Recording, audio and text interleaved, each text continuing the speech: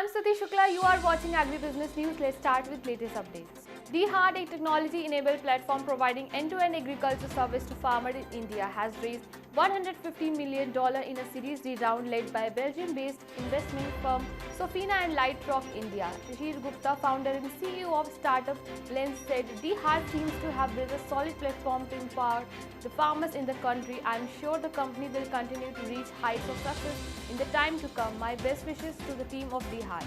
With the aim to provide latest update and information on agricultural mechanization, Krishi Jagran is organizing a webinar on the topic of agricultural mechanization on 29 October at 11 am, in which Krishi Jagran new website tractornews.in will be launched. Many distinguished guests related to tractor and farm mechanization will be present on this occasion. This program will be sponsored by Apollo Tyre.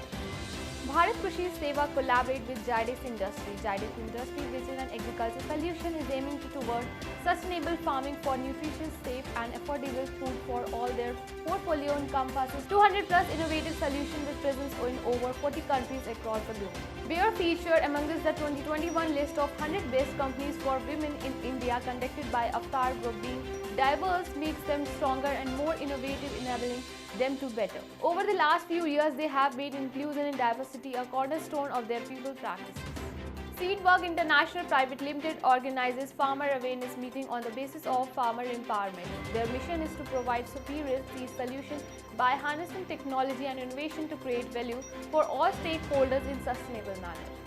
Best AgroLife Limited delivered positive result with a 1H Y22 revenue of 668.95 crore rupees for the period ending September 30, 2021, registering a jump of 4.43% over PY of rupees 640.60 crore with an EBITDA of INR 71.29 crore. Profit after tax was 50.73 crore. The company PBT for first 6 months in INR 67.92 crore, that grew drastically 5 times compared to previous year INR 12.57 crore. Mr. Vimal Allahabadi, Managing Director, Best AgroLife Limited, said the continuous effort to understand the needs of biggest stakeholders and farmers are showing us the path to create innovative products.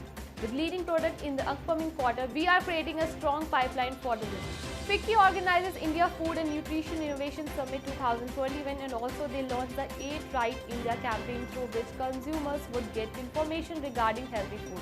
On this note, Arun Singhal, CEO of FSSAI, said the regulator is planning to develop a risk management system for the domestic sector similar to the system already in place for imported product for sampling and inspection.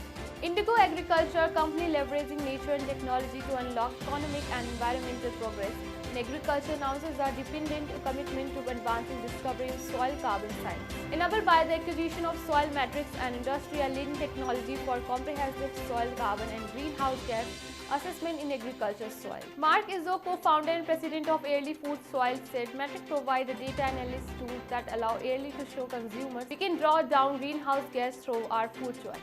13th edition of India's largest international trade fair on organic industry will take place from 28 to 30 October 2021 at the India Expo Mart, Greater Noida, Delhi NCR.